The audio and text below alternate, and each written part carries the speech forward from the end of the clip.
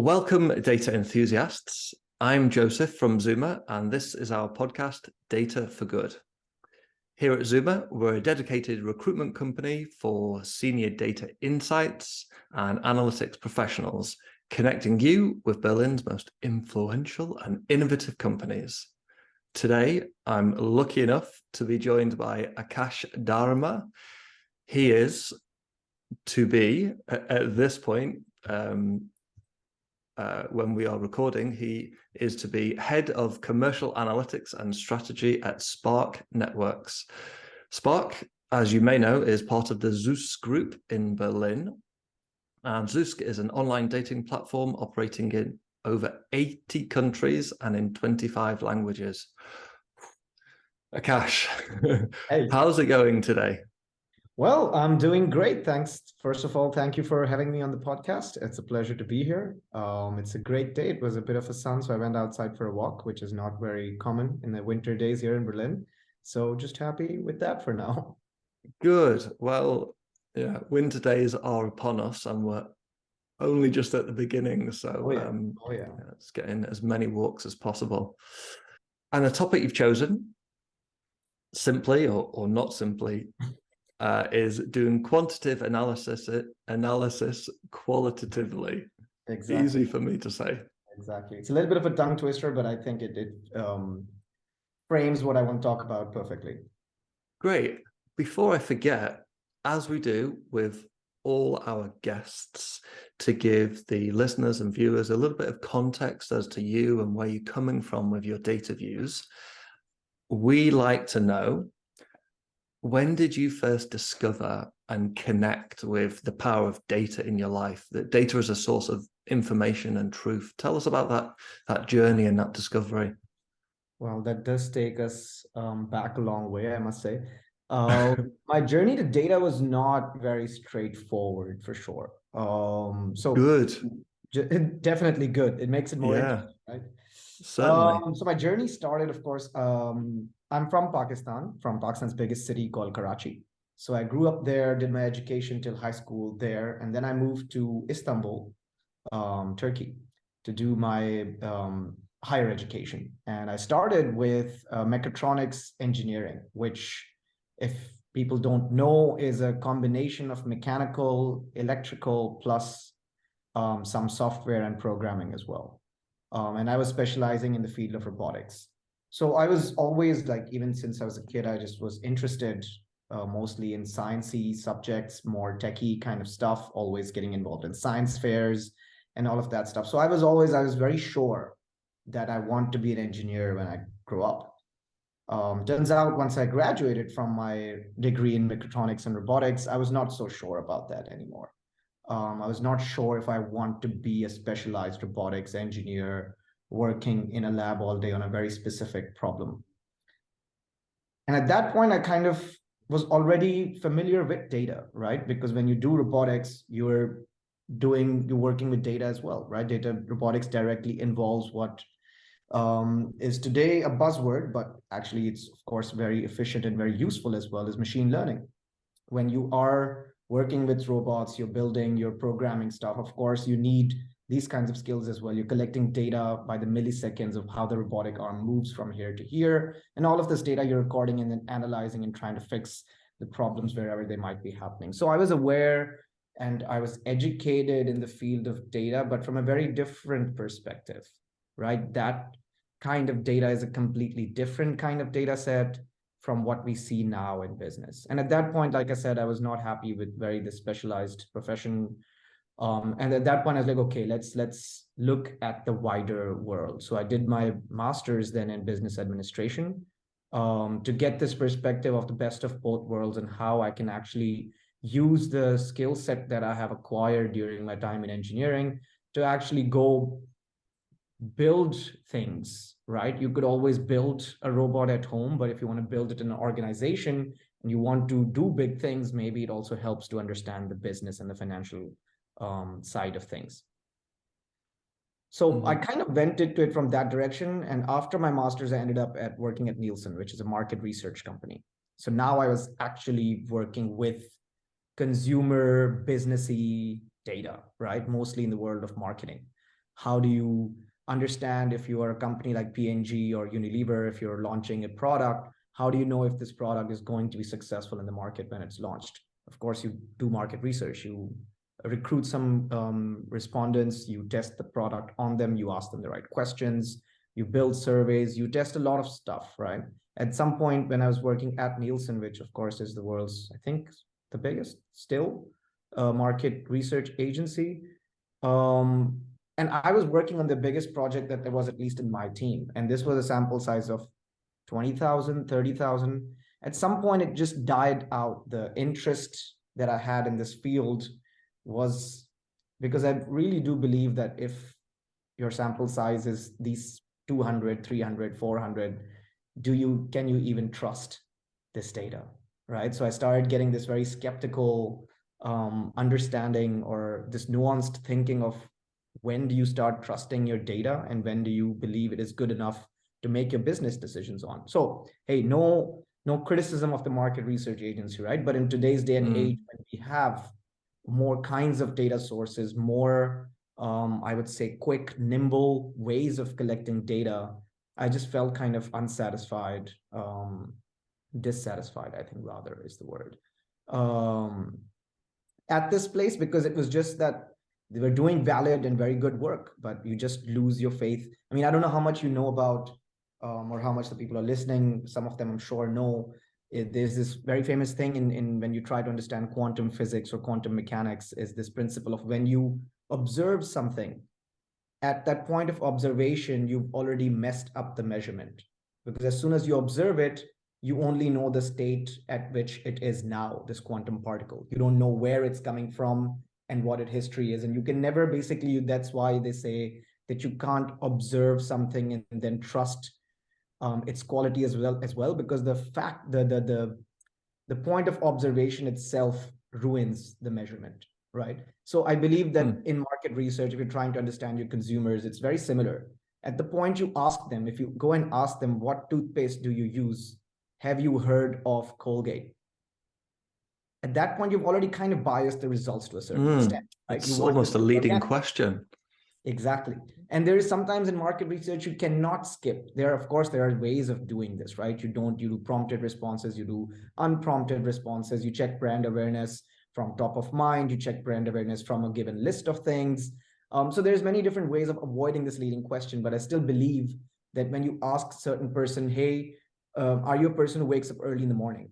A lot of the people will say they do, but for them, early maybe is 9 a.m. And for some people, it's maybe 6 a.m. And for the 6 a.m.ers, the 9 a.m. ones are really late. So it just becomes this problem of getting responses that you don't completely maybe trust entirely. So all credit to the market research agency. They do a lot of work that is still not possible to do with, let's say, online data sources, but it did start bothering me that do I even trust the data that I'm looking at, which then took me to this world of pure, proper analytics, I would say. This was still in Istanbul when I was working in Nielsen, and then I moved to Berlin for this as a data intelligence consultant at this company called TD Reply. Kudos to these guys. They're doing great work. I learned a lot there. All that I know. TD Reply. They're basically a Berlin-based analytical consultancy, which works under the Reply group of companies. The Reply is an Italian holding company, and they've acquired a lot of companies around the world in tech and cloud and analytics. So my journey properly began here. And like you said, like you mentioned at the beginning, we want to talk about how to look at quantitative data qualitatively.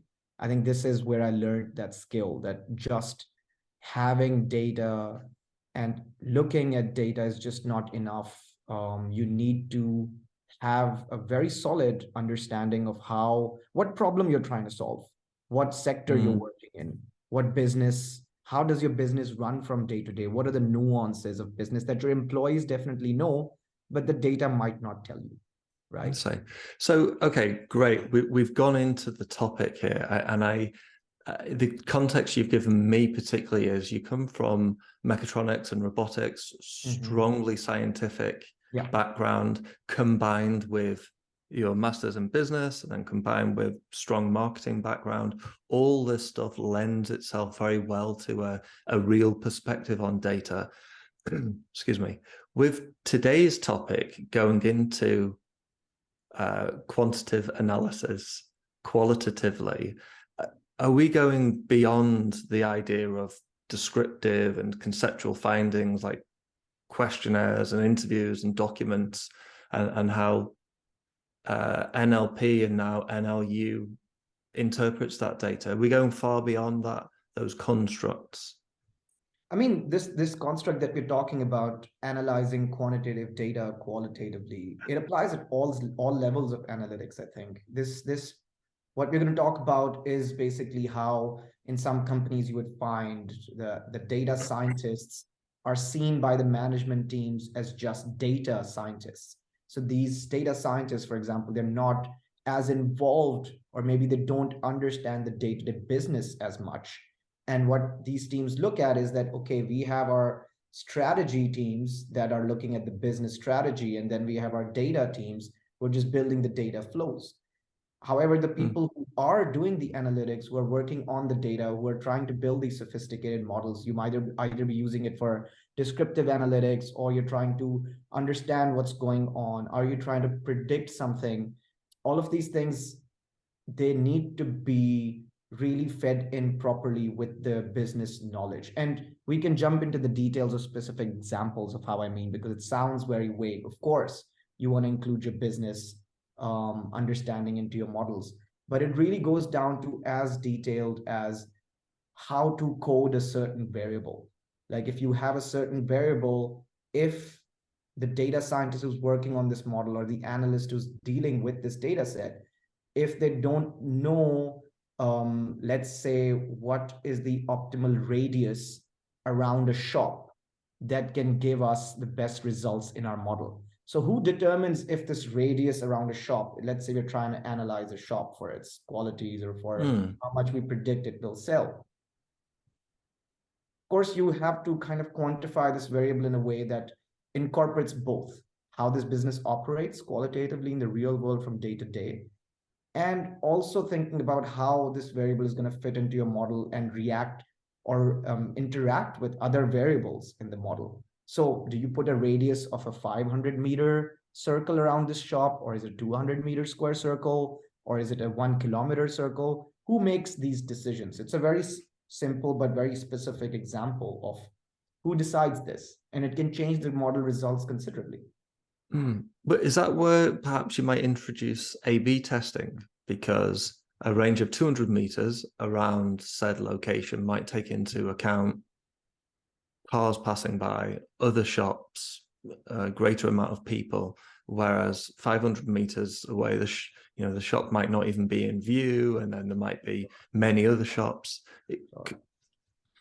I mean, I think am I getting carried away? Maybe we should talk about the geospatial analytics part of it, because I think then it becomes just easier to explain what I'm talking about. I mean, what I'm saying applies to pretty much everything, but I think it might help the viewers to also have a particular type of analytics, particular example, and then we build on top of that maybe. Excellent, fantastic. And of course, I understand that you have also worked with Google.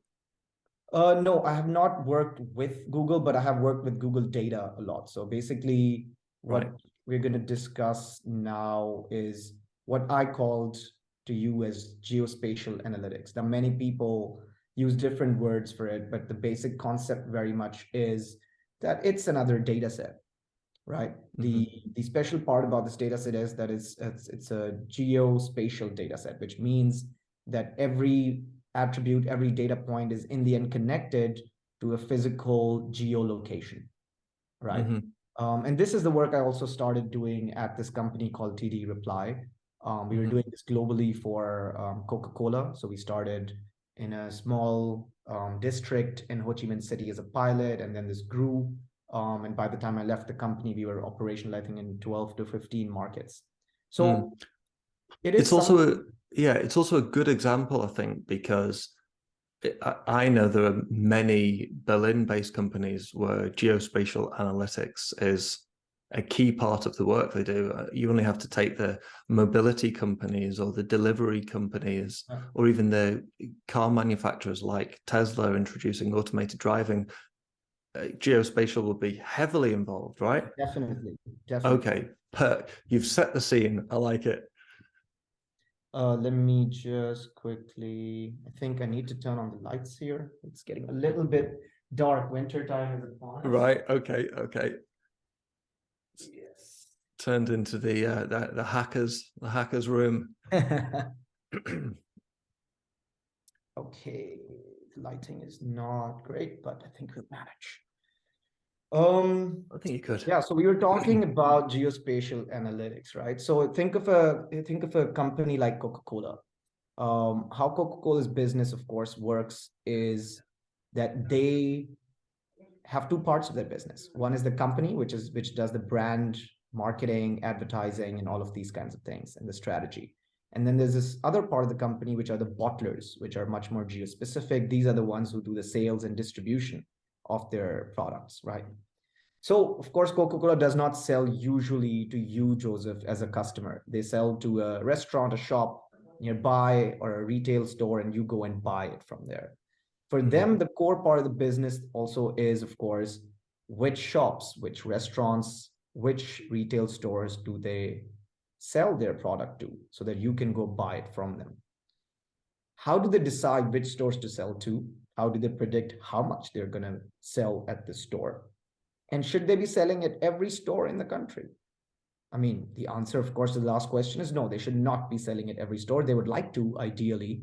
But of course, every store you try to sell at, it has other costs associated with it, right? You will have logistics costs, client maintenance. You have to maintain these shops. You have to have a relationship with them. You need to hire more sales managers, more engagement managers, and so on and so forth. So how do you then at this point decide in a data-driven manner which outlets, which restaurants do I sell my product to, where I'm going to make the most revenue? This job has been done by the sales managers for the past century, right? I don't know, Coca-Cola is probably 100 years old by now. So that would be qualitative, but if it's defined by sales managers, I'm guessing it wouldn't be more on instinct rather than quantitative analysis.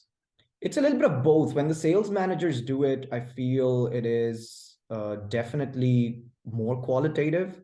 Of course, they in their mind know the factors, they know the variables that contribute to a success of an outlet, right? They have managed outlets before. They've seen what kind of outlets work, what kind of outlets don't. But of course, when they do it much more with intuition, instinct, and qualitative judgment rather than actually looking at the real numbers. So that's why I said that analyzing these data sets or working with data qualitatively is important, because the knowledge that these people have in the field is also extremely valuable. You can never completely replace that with data. I think that's also a humbling thing that data teaches you, is that you cannot completely depend on it. There's a lot of other variables that you have to learn that affect things which might not be included in your models, which you might not be able to even include in your models, right? So let me just explain how we do this then. So like I said, sales managers do it, have done it instinctively throughout. What we do is, you have all of these outlets, all of these restaurants on Google Maps, right? At least most of them. In some countries, of course, it's less. In some countries, of course, it's more. But let's take the example of a relatively developed country, which could be Germany, or even a rising market like Brazil, right?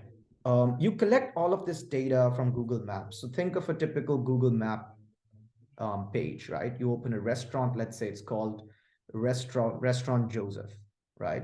Now, under these Restaurant Joseph, you have many different data points. You have their Google reviews, their rating of the reviews, their geolocation, specific coordinate, their phone number, their comment, opening times, opening times, everything, right? Okay. So you have all of these things, and we basically are able to download all of this data from Google Maps, right? Collect this data.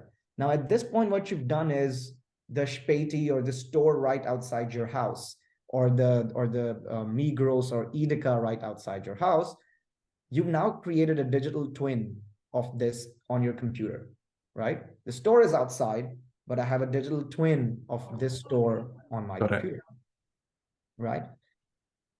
So now you've collected this data. This is one part of the data. The other part of the data would be, how do we judge which outlets will make the most revenue for us? And this we judge with historical data. Coca-Cola, let's say the market of Brazil. Coca-Cola already has millions of outlets active in this country, right?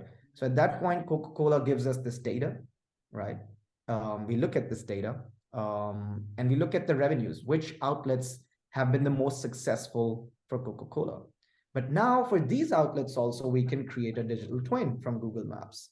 So what we're trying to say is, what we're trying to figure out is the outlets that make the most revenue.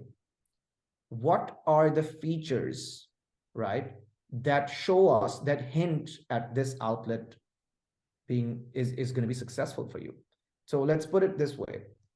When I have this outlet downloaded from Google Maps, I'm not only able to collect all this review rating and review points, but I can also calculate other things, because now I have the distance of this outlet to the next retail outlet. I have the distance of this outlet to the closest public transport stop. I can calculate all of these things on my own end because I download the same geospatial data for all of the outlets in the country. So for one outlet, I can describe that outlet in many different features, and I can give you 100 features of who this outlet is, right? So if you ask me who Aakash is, I'll tell you I'm from Pakistan. I studied engineering. I love photography, so on and so forth. And you will maybe get a better understanding of who I am. So we are basically trying to understand these outlets better by creating these features. So now you have these two data sets. One, you have all of these features on all the outlets, and then you have the existing data set on which you build the machine learning model. And the aim of the machine learning model is very simple. Understand which attributes, which features contribute the most to your revenue. Once your model understands this, once it has been trained on this existing data, now it can predict and try to find the similar or same kind of feature sets or attributes in these new outlets, giving you a very data-driven way of saying, these are the features that attribute to more revenue. Now we can find you more outlets like that that have these attributes, so you can be confident that they are a high potential outlet. Okay, so can I take your example of distance to public transport as one of those data points? Yes. Okay, so how does it make it qualitative? So the qualitative part comes exactly what I meant is in the specifics of things. So now we are talking about, so let's say we are saying we have restaurant Joseph. It's situated in Kreuzberg. It's right next to the Cottbusser to U-Bahn, right? Now, it will depend on what radius I choose around this outlet, the number of restaurants that exist next to this outlet will depend on how big my radius is. If my radius was 200 meters, there will be 3 restaurants around Restaurant Joseph competing for the same kind of people, right? All 4 restaurants are fighting with each other, trying to attract the same customer from the streets, let's say. But if I increase my radius to 500, now this count of restaurants will not be 4 anymore. It will become 10. Then if I increase it even more, 1 kilometer, it'll become 20. Now, how do you decide on these specific things? You know, these are very specific things. And this is where I think the qualitative part of looking at data comes into play, where you need to go visit the field. You need to speak to the sales managers. You need to speak with people who have experience in this industry so you can understand, right? There's also going to be a factor of course, the radiuses that you draw, radii that you draw in Berlin will be different from the radii that you draw in a city like, for example, Jena, which is a smaller city, or a city like, I don't know, Donauwörth in Bayern, right, which is a very small town. Here you would try to do bigger radiuses. The smaller the town, the bigger the radius, so you have at least enough data points around you so it can work in the model without compromising the results. In Berlin, this radius would have to be small. because otherwise it becomes too crowded and there's too much distraction. Of course. So But again, that's a qualitative insight, isn't it? that's a qualitative insight that you need to sit down, look at your data, understand what the differences between urban and rural are, what should be the ideal urban radius, what should be the ideal rural radius.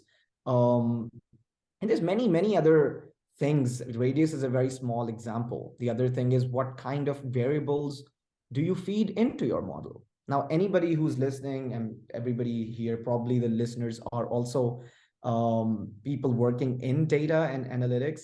So many of you would have probably heard or being discussed in some room that the model that we built has a very high accuracy rate. Some people will come and tell you our model has an accuracy rate of 98%. And you can do that. You can have a model that is 99.9% accurate, but I would not trust that model if that model is running on variables that don't make sense, right? To excuse my French, usually you can say bullshit in, bullshit out, right? So if you imagine this machine, this is your machine learning model, you're giving it some inputs and you're taking some outputs from it, right? Now, if your machine learning model is trying to find out the best outlet in Kreuzberg where Coca-Cola should sell their drinks. Now, if you feed all of the data, what the data would do is it will find some correlations between some random variables, and the model will tell you that it's predicting everything to an accuracy of 98%. But when you actually try to come and implement it, when you look at the data results, the variables that went into the model don't even make sense. So then do I trust the 98% accuracy rate of a model? So what variables go into the model is as important as what comes out of it. This is what we call in the world of analytics overfitting of a model. If you overfit it, you're always going to be accurate, but it's fake accuracy. So a lot of this qualitative, or at least it's not helpful. It's not helpful for sure. I mean, on paper, you can have a very high accuracy, sure. But does that actually mean anything when it comes to what you've put in and what you're getting out of it? Okay.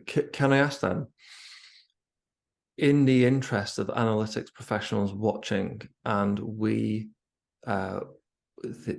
we want to encourage is for them to start thinking qualitatively based on what we're discussing, whether with the case of geospatial mapping and Google or otherwise, what mindset or approaches or activities do you suggest that they start doing right now to adopt this qualitative mindset to all these great data points that they're taking from?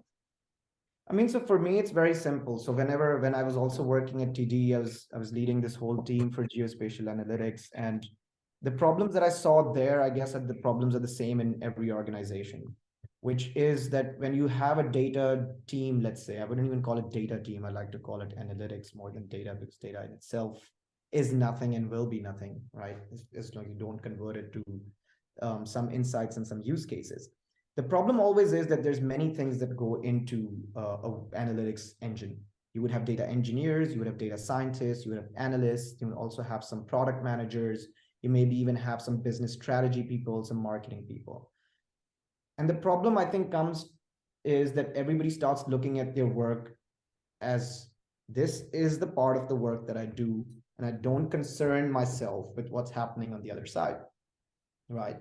And what this does is that when the analysts or the consultants or the product managers come up with their crazy ideas in these meetings with their clients or with their senior management, they're like, yeah, we could make that work. I understand this perfectly. They explain it to the data scientists. The data scientists take it and run with it.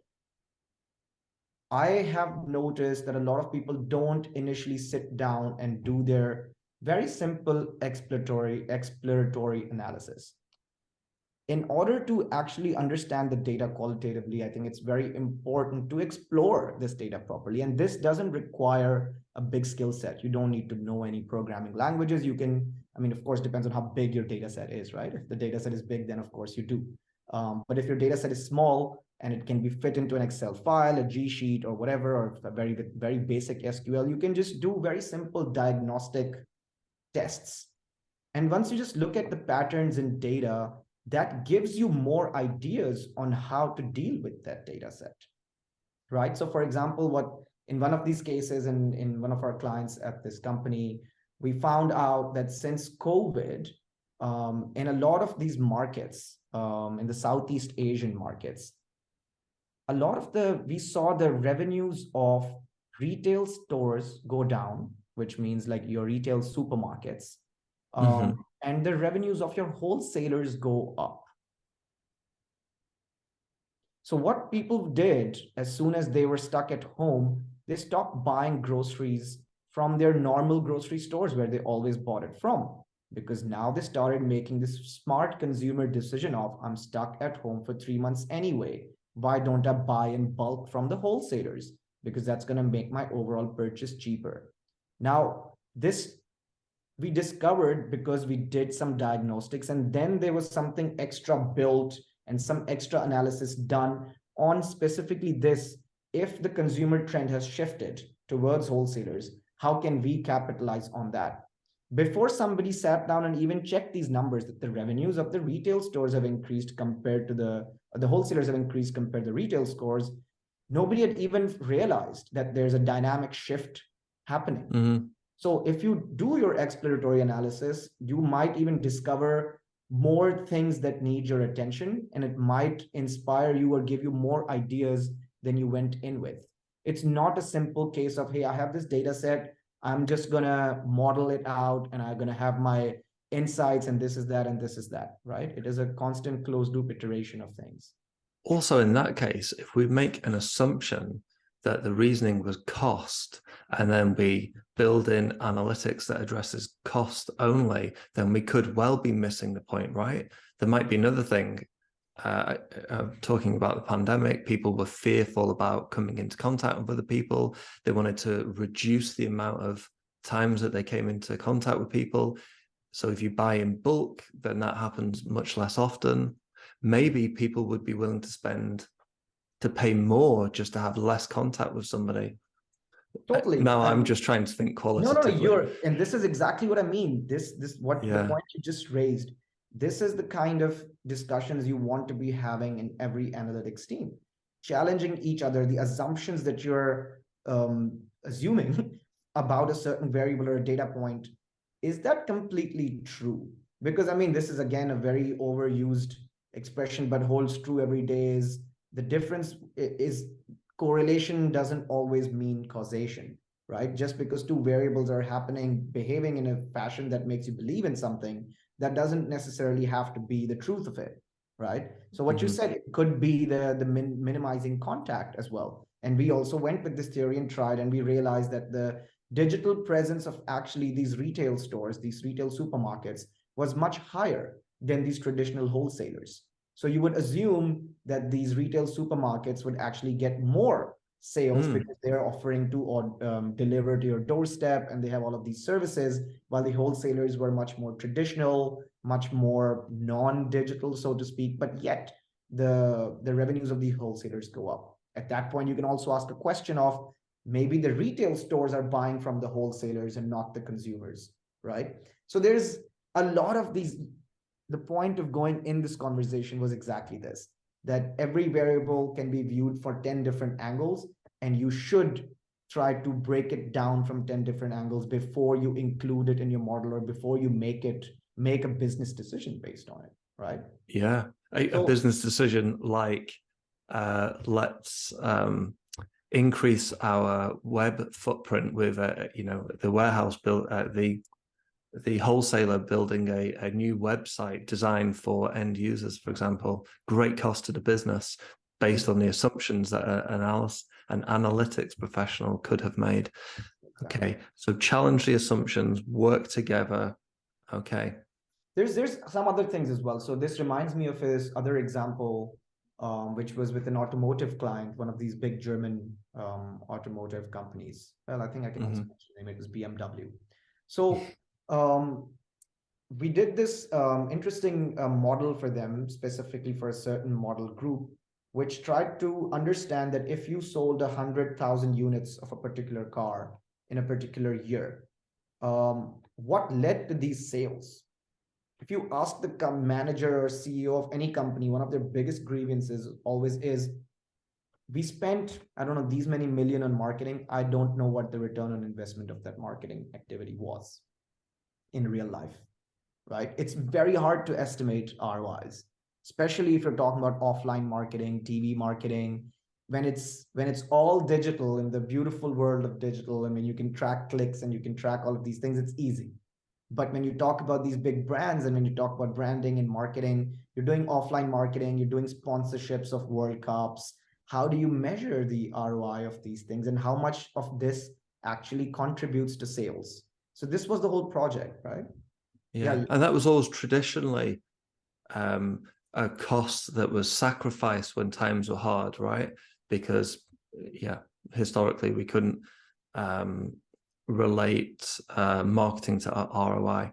I understand that's very different now, though, or not. I mean, it is different. Yes, we have made leaps and bounds in how to better calculate ROI from marketing activities or many other activities. The ad tech industry is sublime at this. I would say so, because tech has the comfort of doing everything online, because then everything is tracked, everything is a data point. But when you don't have these kinds of data, then it becomes much more complicated. For example, can you actually estimate what is the contribution of BMW's sponsorship of the biathlon towards its sales? Nobody knows, of course, right? So the idea of this project was to break down all the sales that you have and understand which variable contributes how much to your sales. So how much of your sales are actually being contributed from your marketing activities? How much of it is coming from your trade shows? How much of it is coming from your general brand presence that you already have? How much of it is coming from your competitors doing launches and they boosting your sales or eating into your sales? So it was a list of 50, 60, 70 variables that all are collected from BMW across all departments, right? So sales, PR, marketing, product, everything.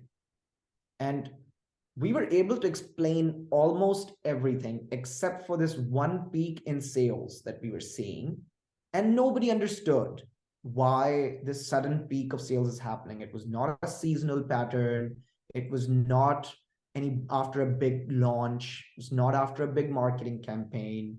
And we were just seeing a lot of sales of a particular car. And the deeper you looked into this, you realized that it was actually something which was way more qualitative and way more macro. We were seeing an increase in the sales of what you call the type of the car is called combi, right? So a combi is kind of like what you would call in the Americas a minivan, maybe. If you remember in November, I think it was November 2019, there was an incident in Berlin where somebody had ran into somewhere with a SUV, or there was a big debate. Oh, that was 2017, I think. In 2019, there was a big debate going on about banning SUVs in cities. Okay. Two reasons. One, because of this incident that had happened in Berlin where some guy in a big SUV ran into a Christmas market and a lot of people had died. I think this was 2017, maybe. I'm not sure. I think it was later than that. I do recall, because then we had huge concrete bollards surrounding Christmas markets. So there's something I don't remember. I'm forgetting the dates now, but that had led to a discussion in Germany about SUVs, banning SUVs in cities, because one, there's no need for SUVs in cities. Why would you carry such a big car? More dangerous for pedestrians, and it has higher emissions than a combi would have.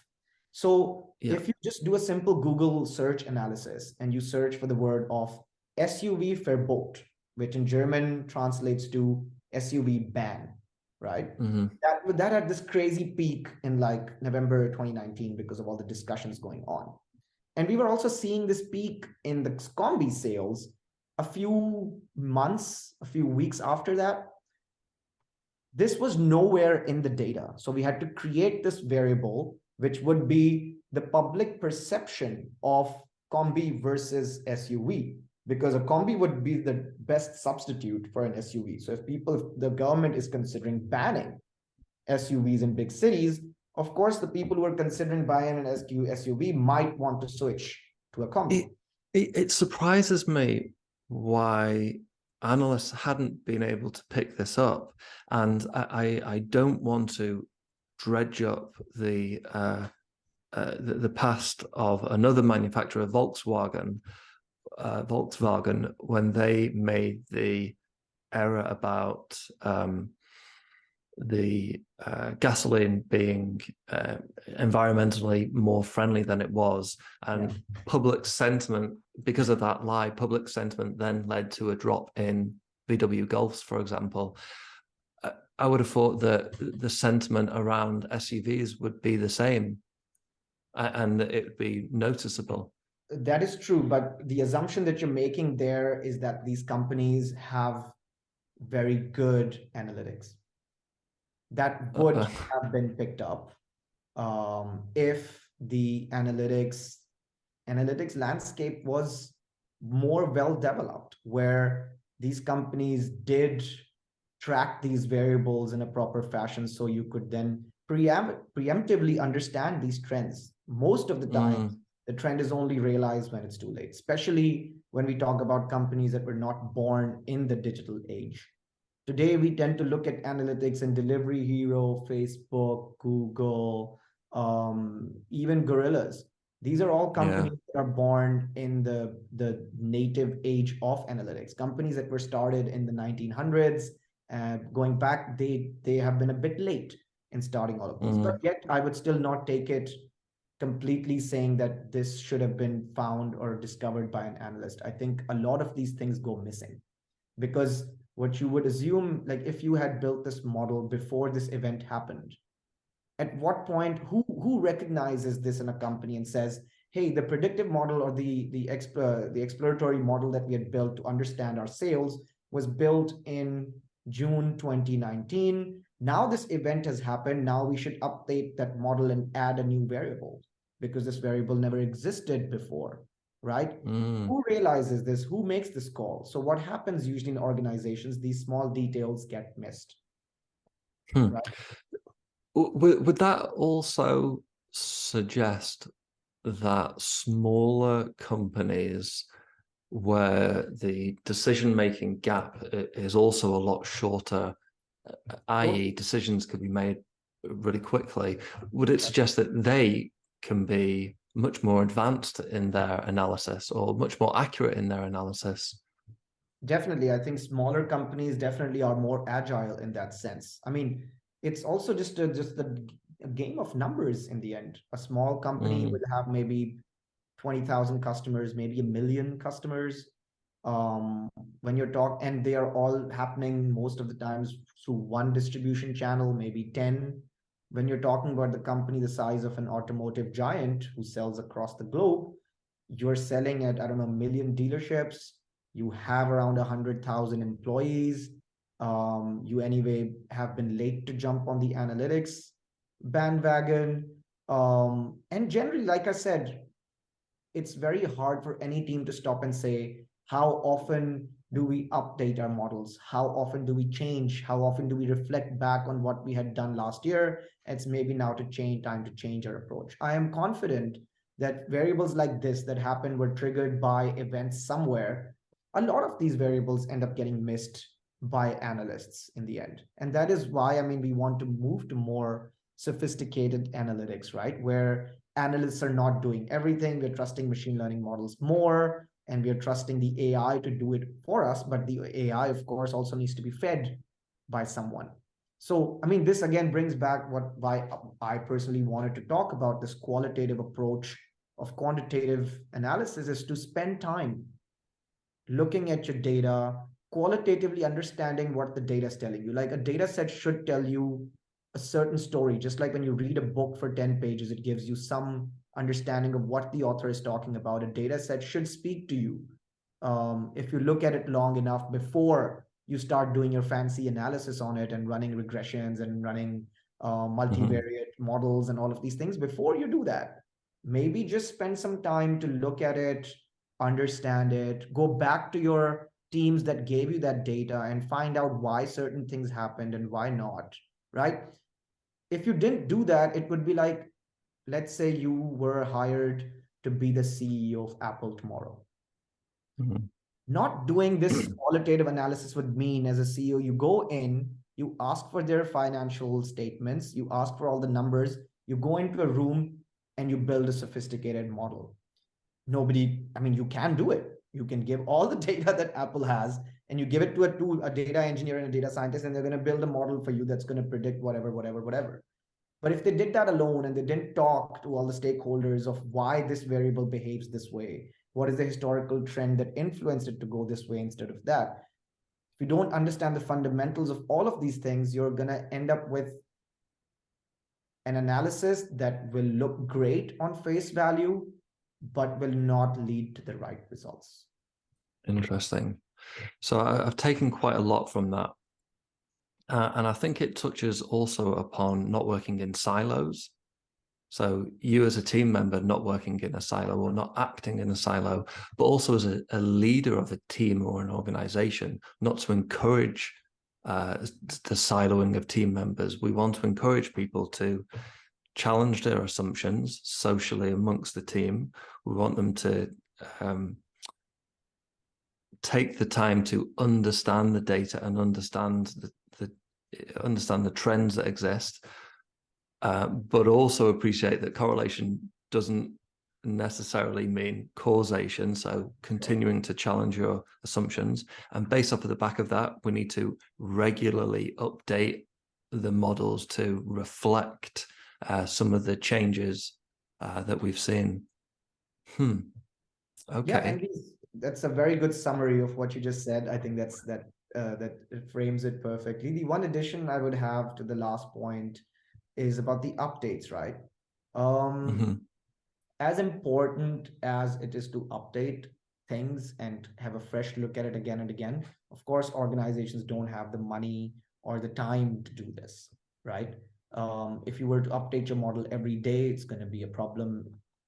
If you're going to update your model once a year, maybe that's also a problem. So it again comes down to a little bit of prioritization as well, that how often these decisions, and this is where the decisions have to be made again, not just looking at the data side of things. Here you have to look at the business side and the qualitative side a bit more.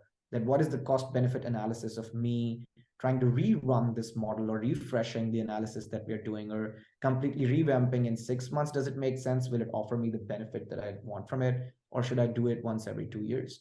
And this will depend on the industry. This will depend on your consumer target market, how fast it changes, and so many other qualitative business factors that will go into this decision. Oof. That still makes it very, very challenging as to what direction to go in to be making the right decisions. For sure. Aakash, I'm conscious of time. We've gone way over the usual, and I appreciate it was great to get lost in the weeds and then to come back up again and have some pretty salient points for analytics professionals and analytics leadership professionals to take home with them. I typically end the podcast with an advice question. I feel like you've given so much so far already. However, do you have more to give? Is there advice that perhaps you would give? Because we usually give it to the professionals, seniors or juniors. Is there advice that you could give to perhaps data leaders who want to adopt some of this qualitative approach? How will you be doing it? And how do you think they could do it to better their data environments? I mean, then that's a lot of pressure, right? Whenever somebody asks for advice, the word advice has so much weight in it. I'm still a learner myself. But of course, like all of these things that I mentioned, right, they are very valid tips to use in this industry. But I mean, I would again reiterate just 2 points out of these. I don't think I have anything revolutionary beyond these points, because in the end, like I said, the topic of our discussion today is very simple in its essence. It's not as complicated. And I would just reiterate 2 points. One is breaking the barriers and breaking these silos, right? If the data scientists in your team don't understand the fundamentals of the business, if they're not included in the conversations where the business problem is being better understood, where your marketing and your sales people are there, but the people who are working with the data are not, I think then it just becomes a game of, I don't know what you would call it, but basically when I tell you something, you tell somebody something else, and by the time it goes to the 10th person, it's complete gibberish, right? Whispers. Yeah. Exactly. Different countries have different names for this game. Some of them are politically incorrect, so I will not. Yes. Yeah. I'm familiar with them now. Yeah. Now in this new age, but yes, whispers. Got to be mindful of that. So definitely, if your data scientists, if your analysts understand your business, and we don't see them as two separate things, right? And this feeds into the next point, is about doing your diagnostics. Just like the advice of, hey, work out every day or eat and drink this, for an analyst or anybody in analytics, any field, any profession, is do your diagnostics.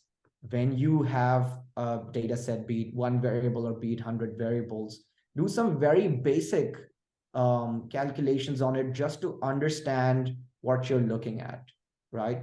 If I did not do that, it would be like not knowing the ingredients that I'm going to cook with today, but I want to make a very nice risotto, but I have no idea what ingredients I have. First, I need to really understand what ingredients I have, what are their qualities, how will they interact with each other, and do this not so long, but a very simple way. Understand what story your data is telling you before you start going fancy analysis minded on it. That's a very strong point there. Do the calculations of what you're looking at to help you understand it before you put that data into play. I like this. Sure. I mean, this applies to just, yeah, this is how I also manage my team back at this company when we were doing this geospatial analytics project for Coca-Cola. Because I noticed not even in this place, every place, it just is human behavior. You start seeing your job as just that, and then you start, hey, my job is to build a model, my job is to build this analysis, and I'll do it, and then I'll deliver, without really trying to understand what implication that holds for the person you're handing it to. And then this person understands the implications that it has on the person they are handing it to, and what implications overall it has on business. You got to try to understand these before you do anything else. It's interesting for our viewers to understand that we're seeing this direction or advice from leaders in the market these days. Maybe it's as a result of what they're seeing across their teams, but they really are thrusting and encouraging and pushing their data science professionals to start thinking more commercially, to start understanding the business needs and the business direction, rather than blindly going into the work that they're doing. So I'm starting to see a strong correlation from data leaders at the moment. And it was something that we saw maybe 10 years ago with software engineering. Where, you are so on point with this, Joseph. I'm so glad you brought this up. That is so much the truth of the tech and the analytics industry over the past 10 years. And now the tides have turned, right? I think if you had done more of this qualitative analysis of quantitative data, where you did not just hire analysts and data scientists and software engineers in hordes without actually understanding what needs you had in the company, and you didn't increase your headcount for no reason, just with this idea that if we build more models, we're going to make more money, we would not have the current round of layoffs. Of course we will. There's many other macro factors around it. But I think companies, like you said, it happens with software as well, right? Whenever this new wave of something comes, everybody starts talking about it. It becomes a buzzword, and then everybody starts hiring without knowing what they're going to do with these people. They don't even know. You will see companies hiring very professional, very experienced data analytics individuals. When they go inside these companies, they don't have data. So what are these professionals supposed to do at this point, right? So very good point that you raised. I think the industry has been an influx of extra growth over the past years. a lot of people being hired, but maybe not as much productive work being done. And I think that the quality and the efficiency and the effectiveness of your work will just be better if you understood better what you were doing and you did this qualitative analysis of your work. Excellent. Aakash, it's all we've got time for today.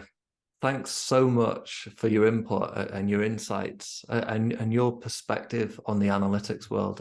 It's really awesome. I appreciate it. Thanks a lot, Joseph. It was a pleasure speaking with you. Like you said, time is always of the essence, but talking with you is a lot of fun. So I enjoyed this conversation and hoping to keep it forward in the future. Keep it going. Absolutely. And best of luck in the new position as well. Great things are to come, I'm sure, and very exciting for you. I'm definitely sure. Definitely excited for that as well.